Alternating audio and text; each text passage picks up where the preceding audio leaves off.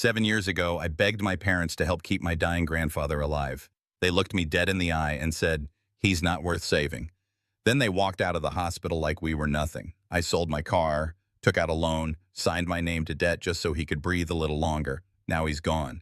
And guess who came crawling back, smiling, dressed in black, thinking they'd walk away with everything. But what they didn't know was that Elias left them one final gift. Before we dive in, what time are you listening to this and where from? Drop a comment below. I read every one. Let me show you what happens when silence turns into thunder. It was nearly midnight when I pulled into the hospital parking lot. The rain hadn't let up since the drive began, but I didn't have time to notice. I'd been gripping the steering wheel so tightly, my knuckles had gone pale. In the passenger seat, Grandpa Elias coughed weakly, his breath shallow, his lips trembling. I kept saying, "Hang in there, Grandpa. We're almost there," like a broken record, because it was the only thing I could say that didn't sound like fear. Inside, everything moved in a blur. A nurse rushed to get a wheelchair. I lifted him out of the seat myself. He was lighter than I remembered, like age had hollowed out more than just his frame. They wheeled him in. I followed, soaked to the bone, heart pounding like a war drum. I don't remember the paperwork. I just remember the smell of antiseptic, the click of rubber soles on linoleum, and the low, constant beeping of monitors. Then, about 20 minutes later, my parents walked in. My mother's hair was perfectly styled despite the rain.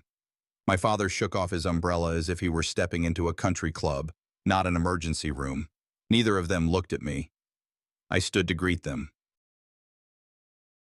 "They say Grandpa needs intensive care," I said. "Something about heart rhythm failure. They're running tests." My dad grunted. "He's 91, Thorne. What do they expect to fix?" "He's still here," I said quietly. "He knew my name when I carried him in." My mother rolled her eyes. "We told him not to be out in that shed by himself, but he never listens. Now he's your problem." I felt something twist in my gut. "He needs help. He needs time. They can stabilize him, but the ICU is expensive." "Don't," my father cut in. "We're not draining our savings for a man who's practically lived 2 lives already." "He raised us," I said. "He raised me when you two were off on cruise ships and business trips. He stayed." "You want to throw guilt at us now?" my mother snapped. "We've done our part." I clenched my jaw. "They need someone to authorize the procedure and cover the cost." I was hoping we could split it. My dad crossed his arms. "I'm not signing anything." Then Mom said it, cold, sharp, like the crack of dry ice. "Don't come asking us for anything." They didn't argue, they didn't comfort. They just turned away and walked out. No glance back. No, "let us know." Nothing. I stood there, frozen, the weight of their absence pressing down harder than the storm outside. Later, after the doctors confirmed the severity, "He'll need at least 3 days in the ICU minimum." They handed me the loan paperwork. It was long, complicated. The interest rate made me flinch. "Are you sure?" the nurse asked softly. I didn't answer. I just signed, because I couldn't let him go like that, not abandoned, not unloved. When they rolled him into the ICU, I sat by his bed, shoes still wet from the storm. The monitors beeped steadily. Grandpa stirred. His hand found mine. "Thorne," he mumbled, voice dry as paper. "You came back. Kept the promise." "What promise?" I asked, gently brushing back the gray curls on his temple. He didn't answer, just reached under the blanket with shaky fingers and pulled out something small, silver, aged, ticking faintly, a pocket watch, worn along the edges, the initials ECH engraved on the back. "This kept me on time for every promise I made," he whispered. "Didn't always keep them, but I tried. Now it's yours." My throat tightened. I nodded, even though I wasn't sure what I was agreeing to. I held that watch like it was a lifeline. It felt heavier than it looked. As the storm raged outside, I sat beside the man who never turned his back on me, the man they left behind, the man I'd fight for. And in that moment, something inside me shifted. Not anger, not grief, conviction. I didn't sleep the rest of that night. The monitors beeped like a metronome while Grandpa Elias drifted in and out, murmuring nonsense and half-formed names. And I sat there, his fingers wrapped around mine, the pocket watch still resting in my palm. By morning, he was stable, but not the same. The stroke had taken more than strength. It stole names from his memory, balance from his legs, and sometimes even the words he wanted to say. Doctors called it a partial recovery. To me, it was a new life sentence, one neither of us signed up for. When we got home 2 weeks later, everything changed. I moved his bed downstairs near the window where he used to sit and read. I sold my car, took a remote job editing legal transcripts. The hours were long, the pay inconsistent, but I could do it in between feeding him, dressing him, helping him to the bathroom. For the first few months, I thought my parents might come around. I sent emails, updates, short videos, photos of Elias smiling while eating the lemon pie he used to love. On holidays, I left voicemails. "We'd love to see you. Just stop by for an hour." Nothing ever came back. Eventually, I stopped checking my inbox. The neighbors would ask from time to time, "How's your mom and dad doing, Thorne?" I'd force a smile. "They retired, moved out west. Don't travel much." It was easier than saying, "They pretended we died." Elias never asked about them. But sometimes, when he looked out the window too long, I could see the weight behind his eyes. Most days followed the same rhythm. Early mornings helping him out of bed, prepping breakfast, then rushing to meet a work deadline. In the afternoons, I'd massage his legs or play his old jazz records while he napped. At night, when the house finally settled into silence, I'd sit beside the nightstand and stare at the silver pocket watch ticking away. It never missed a beat. Sometimes I wondered if it was counting time, or reminding me of everything I'd lost. I gave up dating without much fight. The few times someone showed interest, I always pulled away. "How do you explain, 'Sorry, I can't make dinner. My grandfather needs help swallowing tonight'?" People get tired of hearing that. They stop asking. Year 2 blurred into year 5. I started getting back pain, sleeplessness, the kind of quiet loneliness that doesn't make a sound, but follows you from room to room like a shadow. Elias tried to make it easier. "Son," he said once, struggling to hold his spoon, "you didn't deserve this. You should be living, not waiting." I shook my head. "I am living, Grandpa. You're my family. I don't regret it." But I did. Not always. Not loudly. But sometimes, in the space between midnight and sunrise, I felt the edges of that regret whispering in the dark. Still, I stayed. Every pill reminder, every emergency trip to the clinic, every sleepless night sitting by his side, watching him breathe, just in case he didn't.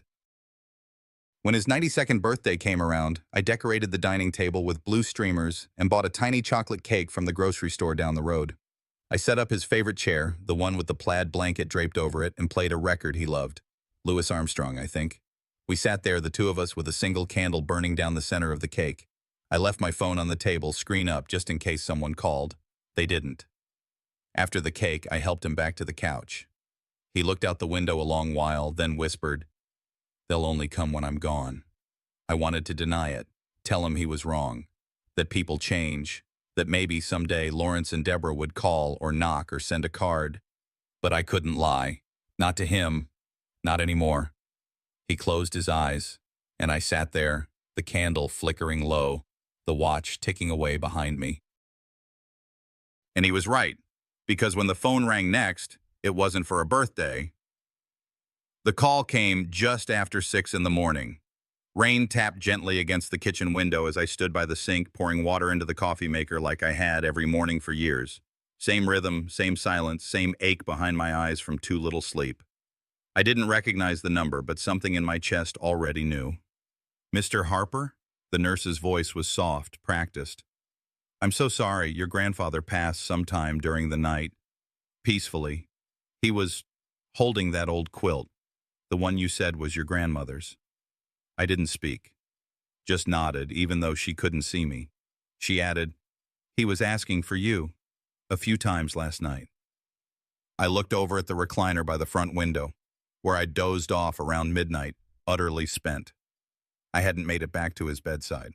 I hung up quietly, stood there in the kitchen, still holding the empty coffee pot. The sound of the rain seemed louder now, like the house knew. And at the hospital, everything felt too clean, too calm. The nurse who greeted me offered a gentle smile. "He looked peaceful," she said, motioning toward the small room where they'd placed him. I walked in. The quilt was still tucked over his chest, his hands resting on top, one loose, like it had just let go of something. His eyes were shut. His face, softer than it had been in months, like he'd finally exhaled a burden none of us saw. I didn't cry. I sat down beside him and watched the slow rise and fall that would never come again. It was early afternoon by the time the arrangements were settled. Cremation like he wanted. Simple.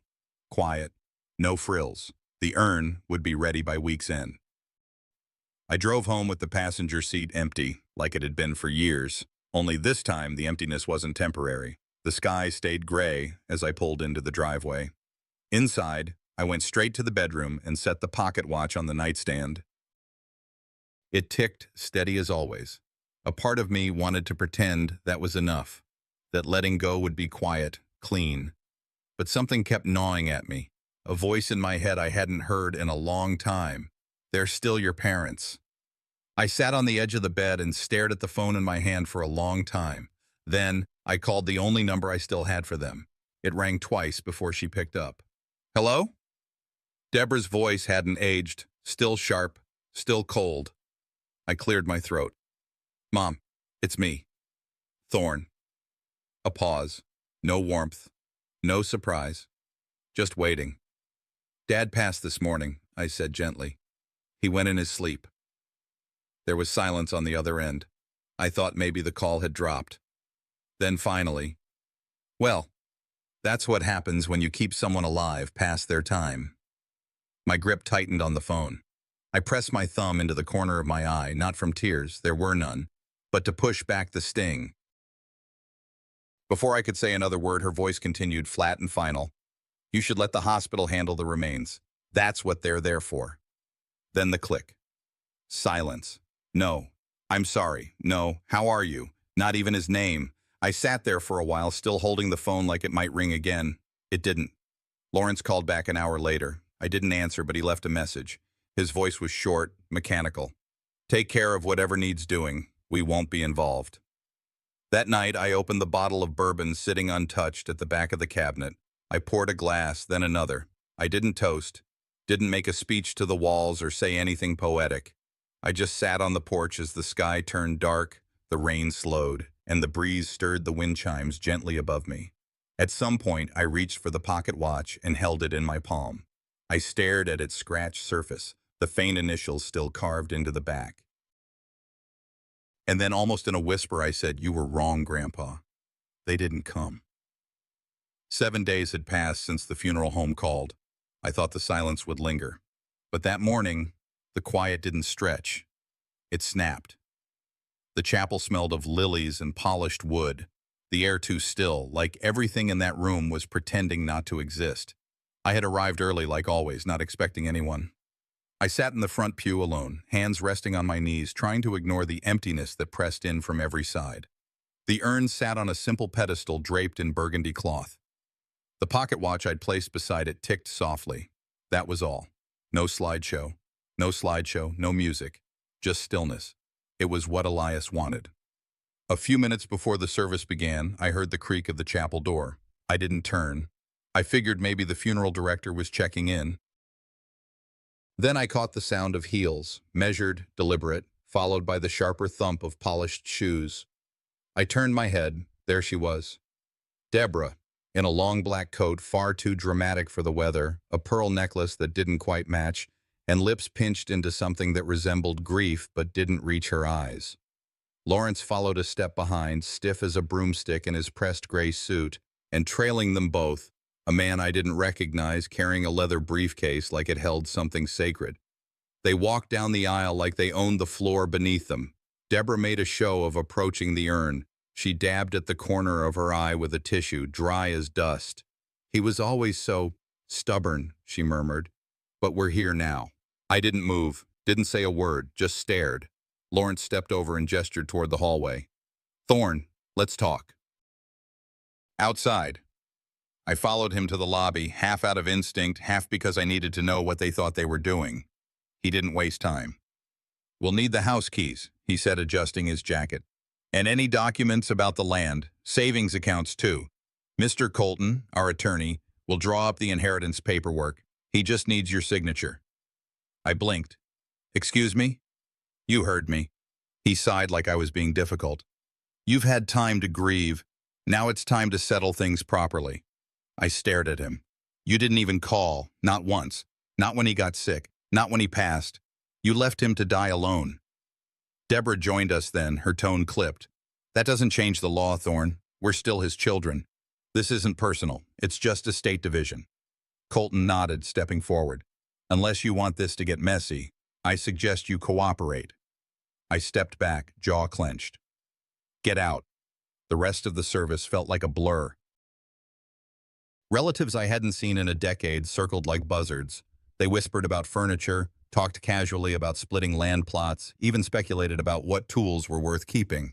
No one asked how he died. No one cared who had been there. When I got home that night, I sat at the table for hours, silent, unmoving. The same pocket watch lay in my palm again. It ticked and ticked. The next 2 days were a blur of calls and tension. Colton emailed twice, both times attaching documents and asking for a prompt and civilized signature. I ignored him. Then, on the third day, an envelope arrived. It was thick, yellowed just slightly at the edges, and postmarked from Kansas. No return address, just one neat name handwritten in the corner. Bexley. I recognized it. Mr. Bexley was an old friend of Grandpa's. Used to run an estate office out west. I hadn't heard his name in years. I opened the flap and pulled out the contents. Inside was a sealed envelope heavier than I expected. Across the front, written in Elias's familiar scrawl, were the words, "To be opened only if my son or daughter-in-law ever appears at my funeral." I didn't even need to break the seal. Just holding it changed everything. I stood in the kitchen, envelope still in hand, as the morning light cut through the blinds like quiet judgment. The seal wasn't even broken, but I already felt the weight of what was inside. My palms were damp, not from fear, but from the weight of what I already knew deep down. I moved to the dining table, set the envelope down like it was made of glass, and pulled the letter opener from the drawer. The paper inside was crisp, untouched. I unfolded it slowly. Elias's handwriting was clean, deliberate, the kind of penmanship that doesn't waver even when the heart behind it is broken. It didn't take long to find the line that stopped my breath. I, Elias Raymond Harper, being of sound mind, do hereby leave the whole of my estate, house, land, financial holdings, and all personal possessions to my grandson, Thorne Elias Harper. This gift is conditional. Should my grandson, at any point, rekindle communication, written, verbal, or legal, with either Deborah Lynn Harper or Lawrence Emmett Harper, this will is void in its entirety. Let them experience the silence they forced upon me. I stared at the page, unable to move. The ticking clock on the wall felt louder than it should have been. All those years, him refusing to speak of them, deflecting every time I asked. This was why. He knew. He knew what they were, what they did. And maybe he even knew what they'd try after he was gone. I folded the will and placed it back in the envelope. My chest wasn't heavy with sorrow anymore.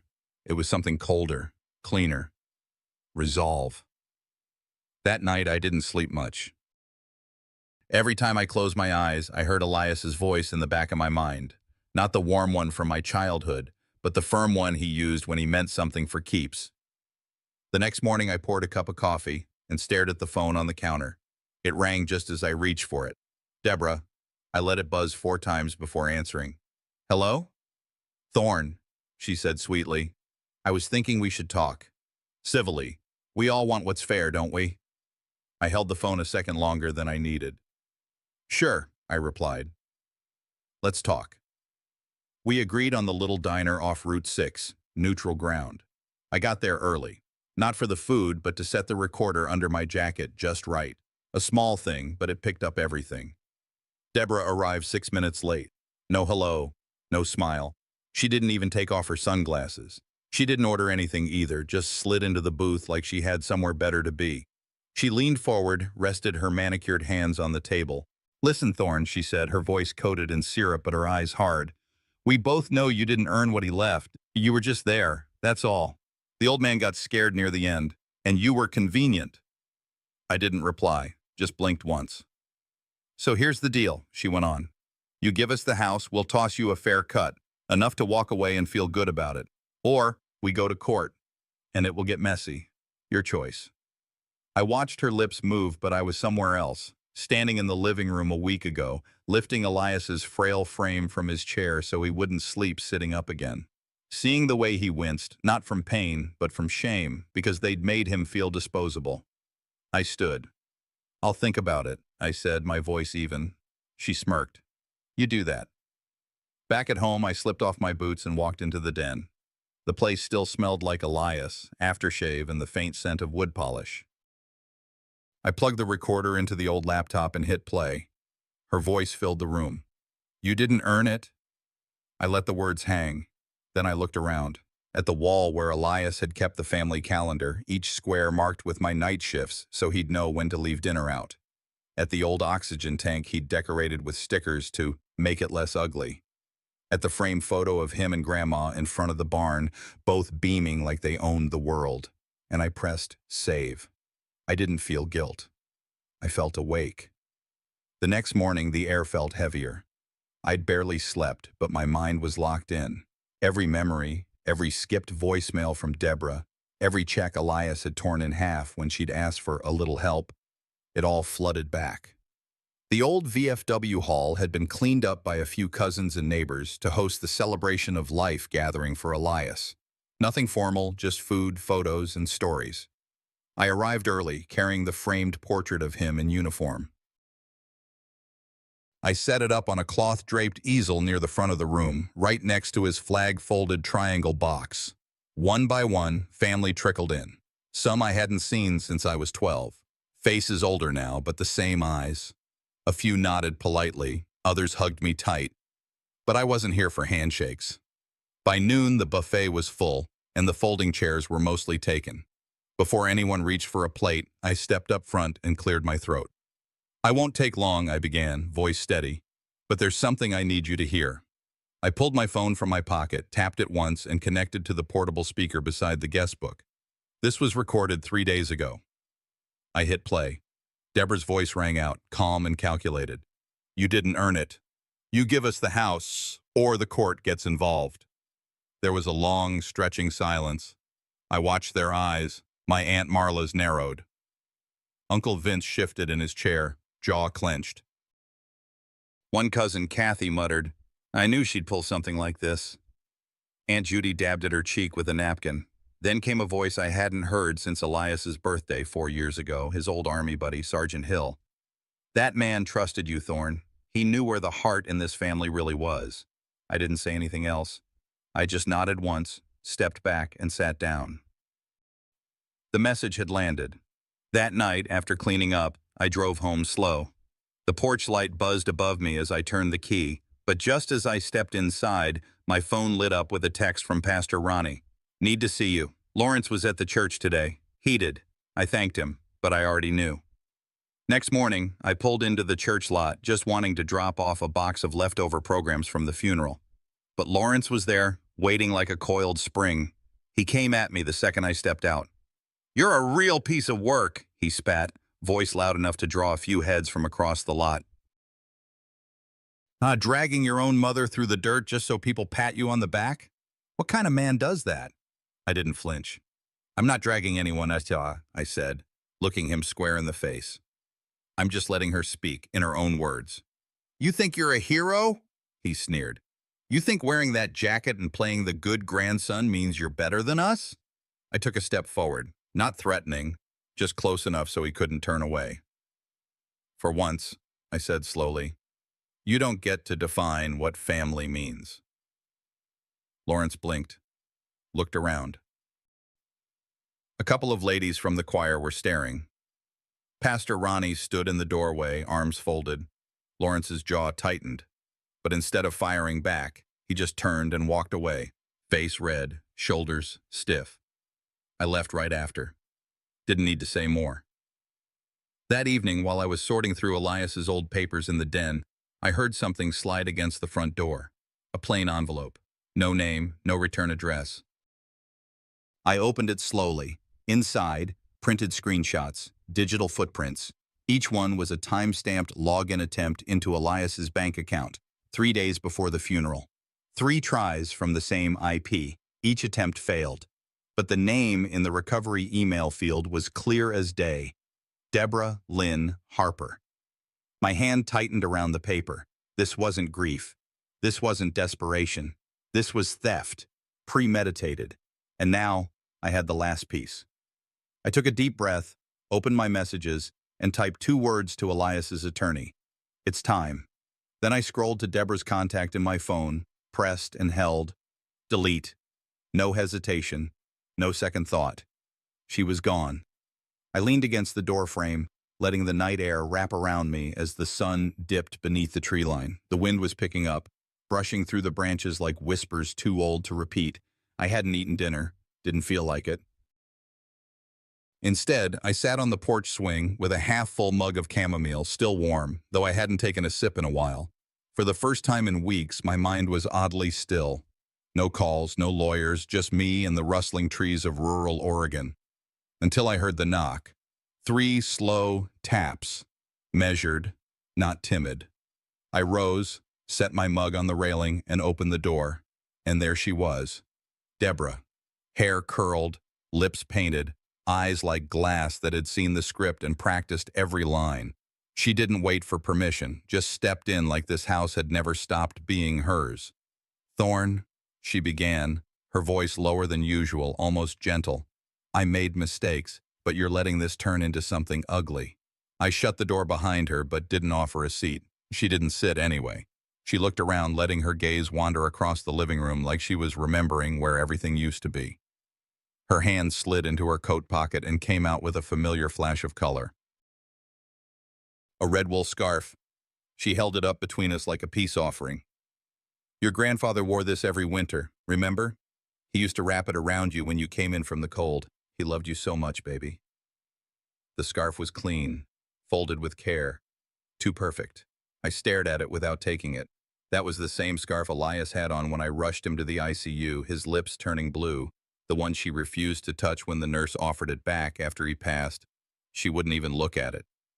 Now it was in her hand, like some kind of relic meant to rewrite everything. Her voice cracked just enough. "He believed in forgiveness, Thorne. In second chances. That's who he was." I didn't speak right away, just watched her try to wear grief like a borrowed coat. Finally, I said quietly, "You didn't come here for forgiveness. You came because the story changed and you don't like your role in it." For a second, her eyes blinked fast. Then her tone shifted. "You think you've won?" she snapped. "You think any of this means anything when it's just you sitting here alone? You're destroying everything. That house, that land, none of it will love you back." I didn't raise my voice. "That land saw him crawling up the porch steps after chemo. It saw you drive away while he waved through the window. You don't get to rewrite that." She clenched her jaw, tucked the scarf under her arm, and turned to leave. But as she stepped outside, she paused, then tossed the scarf onto the porch steps without looking back. The door clicked shut behind her. I stood still for a moment, letting the silence settle again.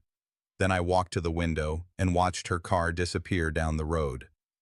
The porch light flickered as I bent down, picked up the scarf and ran my fingers across its stitching. And for some reason I didn't bring it inside. I just folded it once, set it gently on the bench, and walked into the kitchen. Later that evening, after washing the few dishes I'd used that day, I wandered into the back room, the one Elias had always called the quiet room. No TV, no clock, just a single chair and a view of the shed out back. I sat down, let the silence fill the walls. I remembered his voice from that final night, barely above a whisper. "Don't waste your decency on those who use it against you." That line had lived in me ever since, and now I knew what I needed to do. Not out of anger, not even justice, but out of clarity. The lawyer would have the green light to release the full document set, recordings, screenshots, every signature, every timestamp, but not tonight. Timing was everything.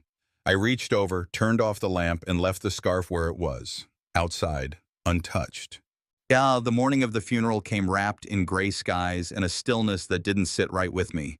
Snow had begun falling sometime before dawn, soft and steady, like the town itself was holding its breath. I dressed in silence, pulled on the dark coat Elias had always said made me look like a lawyer, and grabbed the thumb drive from the drawer beside the phone. Outside, the chapel's lot was already half full by the time I arrived.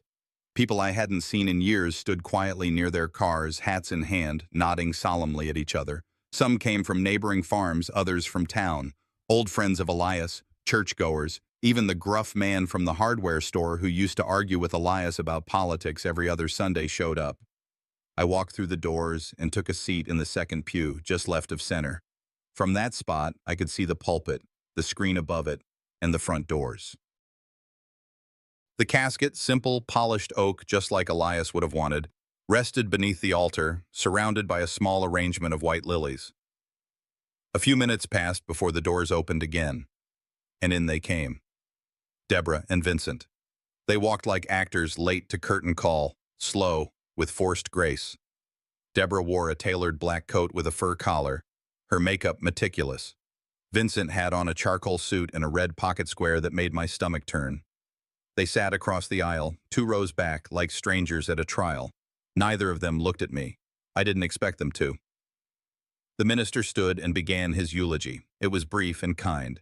He spoke of Elias's service in the army, his decades of community work, his stubborn gardening habits.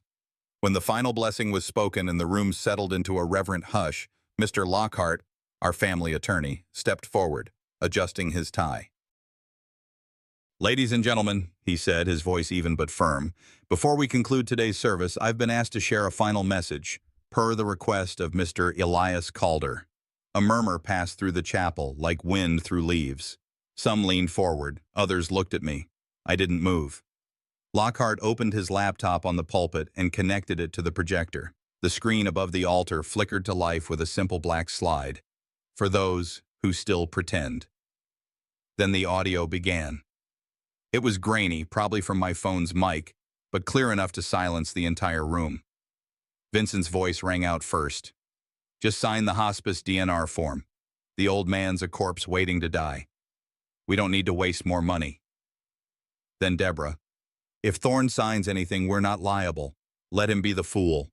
No one breathed. I turned my head slightly. Deborah had gone pale. Her hand trembled against her lap. Vincent sat motionless, blinking like he hadn't heard his own voice. Gasps erupted. An elderly woman in the back shook her head and muttered, "God help them." The audio cut off, replaced again by silence, but the room didn't recover. Lockhart straightened his spine and spoke once more. "Additionally, I am here to read a revised legal document, Mr. Calder's final will, signed and notarized 3 weeks prior to his death." He cleared his throat, eyes scanning the front rows. "In accordance with this will, and all legally binding provisions therein, all inheritance, real estate, financial accounts, and personal holdings shall transfer in full to Mr. Thorne Elias Calder, grandson and sole executor." A thunderous stillness settled across the pews. Even the snow outside seemed to pause. Deborah tried to rise, but her knees buckled. She collapsed halfway into Vincent's arms. He caught her barely, but looked too stunned to comfort her. One man, Elias's old friend Frank from his army days, clapped once before catching himself. A few others followed suit. Whispered comments buzzed through the room. "I always knew." She had it coming. Finally, some justice. But I didn't move, didn't smile, didn't speak. I just stared forward. The ceremony wrapped up soon after. Folks filed out quietly, coats pulled tight against the flurries outside. Some nodded at me on their way past. A few offered tight smiles. One elderly woman stopped beside my pew, touched my shoulder lightly and said, "He was proud of you. You did the right thing, son." I nodded, not trusting my voice. Outside, as I walked toward my truck, I caught a glimpse of Vincent helping Deborah into the back seat of a black sedan. He glanced up at me, face blank, but eyes burning. He said nothing. Neither did I. The drive home was short, but the silence inside my cabin was loud. Justice, people say, brings peace. But the truth? It only settles the facts. It doesn't fix the damage. And after the chapel emptied and the snow swallowed the tire tracks, I stayed behind for a while. Long enough for the stillness to return, long enough for my breath to calm. The verdict had been read, the truth aired in front of neighbors and liars alike. But justice, it didn't settle anything inside me. A week slipped by. Each morning, the frost lingered longer on the fence posts. The town quieted again, returning to its routines except for the glances I caught while grabbing gas or bread. Some people nodded. Others avoided eye contact. I didn't blame them. When Friday came, I took the long road back to Elias's place. The house felt hollow. No one had touched a thing. His boots sat by the door just as he'd left them, mud-dried soles, laces curled inward. The firewood stack hadn't moved. His recliner still angled toward the window facing west where the hills dipped like folded arms. I moved through the living room slow, careful not to step on creaks that used to signal someone's home. The quiet wasn't peaceful, it just was. I ended up by the back door, staring out at the shed. That old structure had been the butt of every family joke. That eyesore, Vincent once called it. It's where dreams go to rot, Deborah had laughed one Christmas. I didn't laugh that day, and I didn't now. The snow crunched under my boots as I crossed the yard. The shed looked smaller somehow, like the wind had worn it down a little more since Elias passed. But when I pulled open the door, the scent inside hit me like a memory. Sawdust, rusted iron, motor oil, and a faint trace of cinnamon gum. He always chewed that stuff when fixing things. I didn't come in looking for anything specific, but I knew where I'd end up. Back wall, left shelf, red metal toolbox with one busted latch and a grease stain that never came off. It had been there since I was 10. I used to pretend it held secrets instead of screwdrivers. I opened the lid. Inside were the usual things, pliers, old screws, a socket wrench he always cursed at. But taped beneath the lid, folded once, and yellowed at the edges, was a letter. I knew that handwriting, shaky, wide spacing. He'd written it late in life. I peeled it off gently and sat down on the bench beside the tool rack. My breath fogged the air as I read. Thorne, if you're reading this, I'm gone. But I knew, out of all of them, you'd stay when it mattered. Don't let them make you feel small. You've got more heart than they'll ever understand. This house, it's just wood and nails. But you're the legacy. Live with your chin up. You made me proud. Love, Grandpa. I didn't cry because I missed him. I cried because for the first time in years, someone had said it out loud, that I wasn't weak for sticking around, that I wasn't naive for believing in decency, that maybe, just maybe, I was enough. Later that night, as I was flipping through some of Elias's files on the kitchen table, my phone buzzed. Deborah. Her message was short. We still deserve something. You know that. I didn't reply. I forwarded the funeral audio. Just that. No words. She never texted again. Weeks passed. The snow began to melt. Spring pushed through the fence posts like it always did. Time moved, even when I didn't feel like keeping up with it. The town didn't forget. Whispers about the funeral still echoed in line at the diner or down the church steps. Some folks said families should stick together no matter what. Others murmured how justice was long overdue, but no one looked at me quite the same again. And me? I didn't sell the place. Didn't tear down the shed. I turned it into something better. Cleared out the rot, fixed the window, sanded down the splintered bench, hung a few tools on the wall again. Simple things, honest work, like he would have done.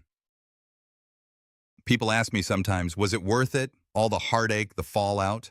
And I think back to Elias's words in that letter. You've got more heart than they'll ever understand. Yeah, it was worth it. Now, every morning before the coffee finishes brewing, I head out to the shed.